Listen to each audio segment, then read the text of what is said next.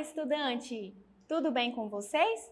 Me chamo Jaqueline e sou professora de História da Educação de Jovens e Adultos. Na nossa aula de hoje, falaremos sobre sociedade e família.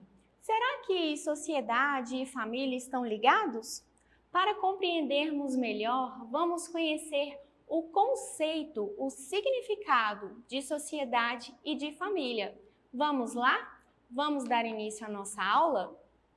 O conceito de sociedade é uma associação entre indivíduos que compartilham valores culturais e éticos, que estão sobre um mesmo regime político e econômico, em um mesmo território e sob as mesmas regras de convivência.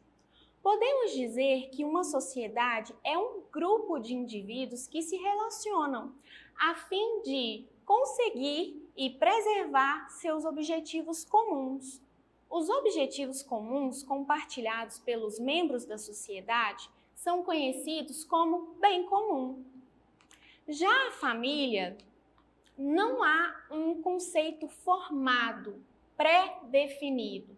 Se procurarmos a palavra família no dicionário, acharemos várias definições. Vejamos algumas, que eu trouxe para vocês.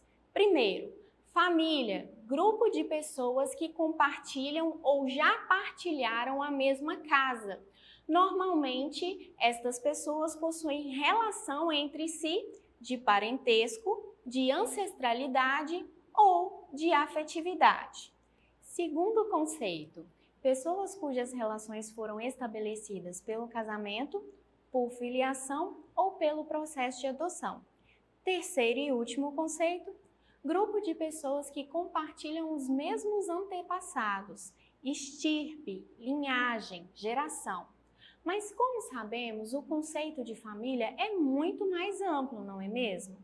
O conceito de família muda de indivíduo para indivíduo.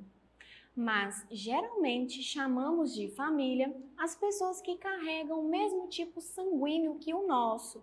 Pai, mãe, irmãos, tios, tias, primos e assim por diante.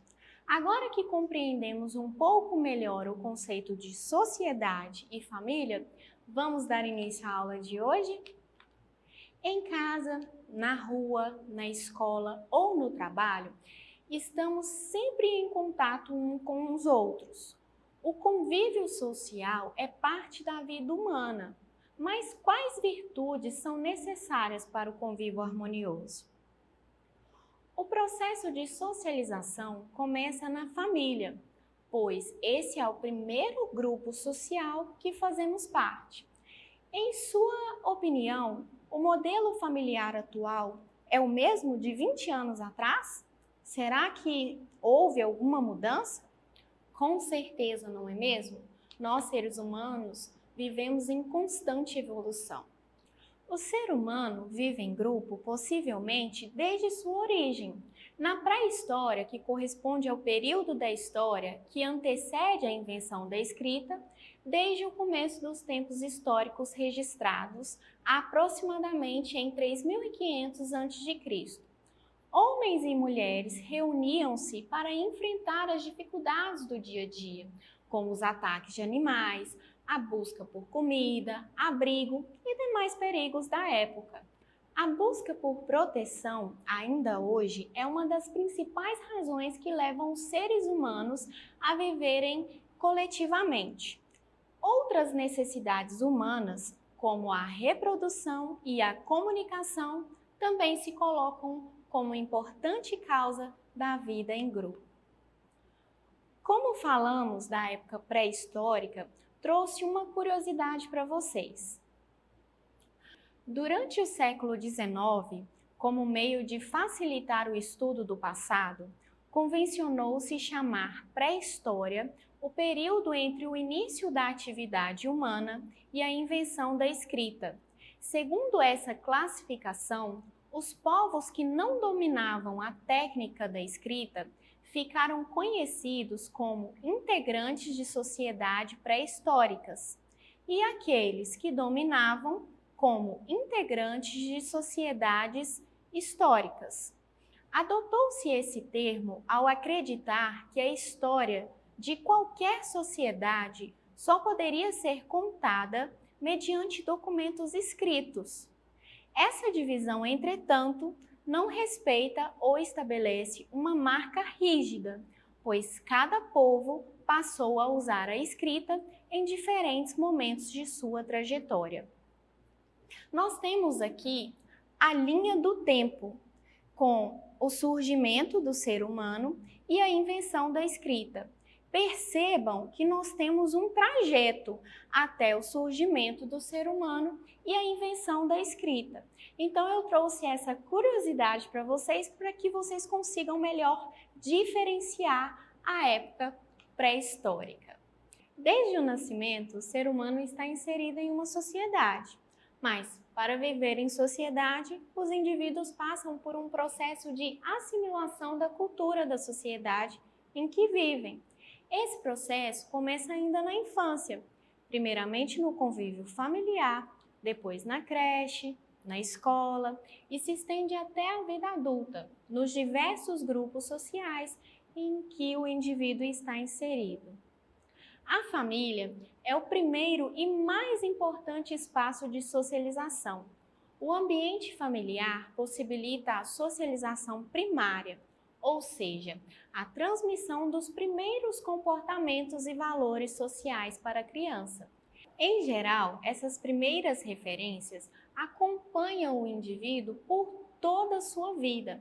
A maneira de portar-se à mesa, as crenças, o respeito aos mais velhos, são alguns aspectos que, em geral, o indivíduo aprende no ambiente familiar. No Brasil, por muitos anos, as relações familiares foram marcadas pelo respeito da autoridade do pai, o chamado chefe da família. O homem era o único responsável pelo sustento da família e impunha normas a serem seguidas pela esposa e pelos filhos. A mulher era destinada exclusivamente às tarefas domésticas, cuidados com os filhos e cuidados com o marido. Contudo, assim como o modelo de família nuclear, as relações familiares também mudaram nas últimas décadas. Atualmente, na maioria dos casos, pais e mães têm a responsabilidade na criação dos filhos e no sustento do lar. Essas mudanças se devem, entre outras razões, ao fato de mulheres terem assumido ao longo dos anos uma jornada dupla, dividindo-se entre tarefas domésticas e o trabalho fora de casa. As mudanças ocorreram pela inclusão da mulher no mercado de trabalho e também por diversos outros fatores.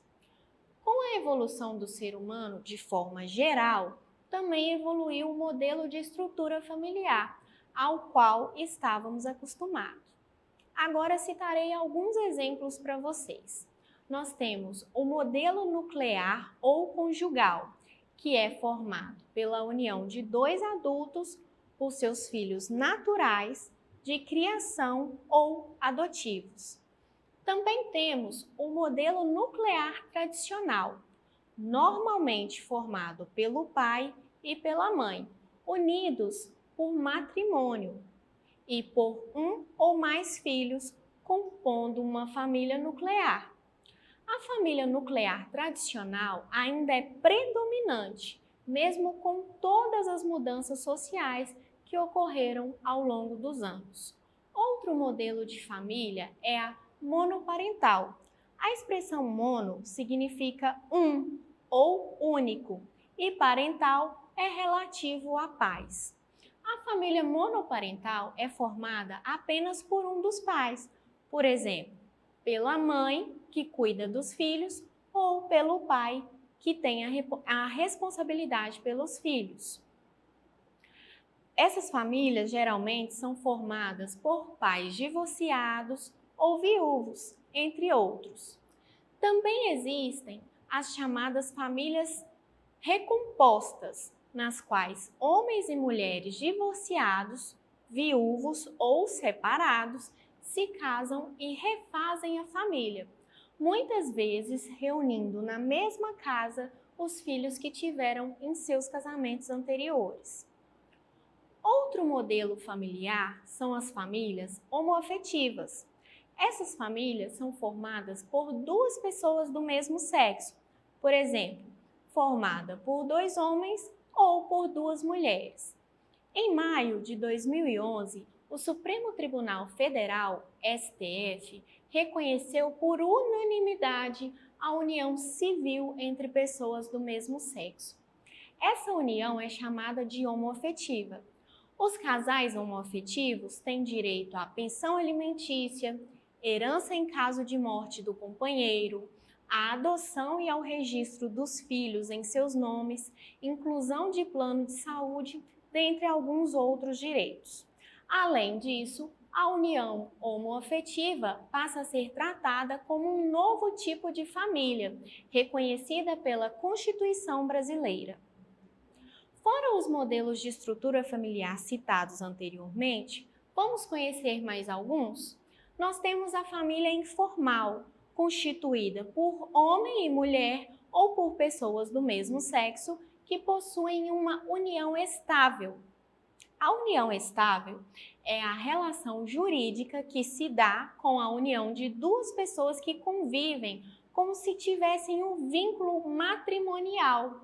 Para que ela ocorra, é preciso que o casal tenha convivência duradoura e contínua e pública, com a intenção de constituir uma família. Temos também a família anaparental, que é a família sem pais, formada apenas por irmãos. Geralmente, quando os pais morrem, e deixam só os filhos, é a família anaparental. Nós também temos a família unipessoal, apenas de uma pessoa, como por exemplo, uma viúva sem filhos, é uma família unipessoal. Outro grande fator que contribuiu para a mudança da estrutura familiar foi a criação de métodos contraceptivos. A necessidade de métodos contraceptivos que fossem eficazes e de fácil utilização aumentou conforme as mulheres passaram a desejar independência. Para isso, era necessário que pudessem escolher quando iriam engravidar e se iriam engravidar. Eu trouxe aqui para vocês uma tabelinha de fecundidade, onde cita: éramos 6, seremos 3. A fecundidade da brasileira despencou em total de filhos por mulher. Em 1960, a brasileira tinha em média 6 filhos. Em 1980, passou para 4 crianças. Em 2000, eram 2 filhos. Em 2020, a média será de 1,5 filho por casal. Bom, agora que já compreendemos um pouco mais sobre os modelos de estrutura familiar e suas mudanças durante os anos, vamos juntos fazer a nossa atividade de fixação? Vamos lá? Vamos começar? Eu perguntei qual é a importância do processo de socialização para o ser humano. Qual será a importância do processo de socialização do ser humano depois de todo o nosso conteúdo? É através da socialização que o indivíduo pode desenvolver a sua personalidade e ser admitido na sociedade. Em outras palavras, a socialização é o processo que transforma o ser humano em um ser sociável. Na segunda pergunta, eu perguntei como são compostos os modelos de família nuclear e família monoparental. A família nuclear é composta por pai e mãe casados e seus respectivos filhos sanguíneos. Já a família monoparental é composta por um dos pais, pelo pai ou pela mãe, e seus respectivos filhos sanguíneos de criação ou de adoção. Na pergunta 3, eu perguntei: quando começou a convivência em grupo do ser humano? A gente viu na nossa aula de hoje, não é mesmo? Quando o ser humano começou a conviver em grupo? Desde a época da pré-história, o ser humano convive em grupo, com o intuito de proteger a si mesmo e a seus familiares. Bom, agora que a gente já viu todo o nosso conteúdo, já respondeu junto à nossa atividade de fixação, agora vamos à nossa tarefa de casa? Agora é com você. Em seu caderno, faça um breve relato sobre o seu modelo familiar. Aí você vai fazer um relato sobre o seu modelo, sobre a sua família. E eu trouxe aqui alguns exemplos. A família matrimonial, que é formada pelo casamento. A família informal, onde há uma união estável, onde a união não foi legalizada. Nós temos a família monoparental, que é qualquer um dos pais que cuide dos filhos. Por exemplo, uma mãe solteira, né? Ou um pai que cuida do filho. Nós temos a família anaparental, que são famílias formadas sem os pais, formadas apenas pelos irmãos. Nós temos também a família reconstituída, que são famílias que são formadas por pais separados, que os filhos de ambos, do homem e da mulher, os filhos do casamento anterior, vivem juntos na mesma casa. E nós temos a família homoafetiva, que é formada pela união de duas pessoas do mesmo sexo. Eu conto com vocês para essa atividade de casa, ok? E por hoje é só, vamos ficando aqui e eu aguardo vocês na próxima aula. E para acessar nossas atividades na plataforma SMED GV, aponte a câmera do seu celular na imagem que aparece no canto da tela. Acesse nossas redes sociais e se inscreva em nosso canal do YouTube SMED GV. Tchau, até a próxima!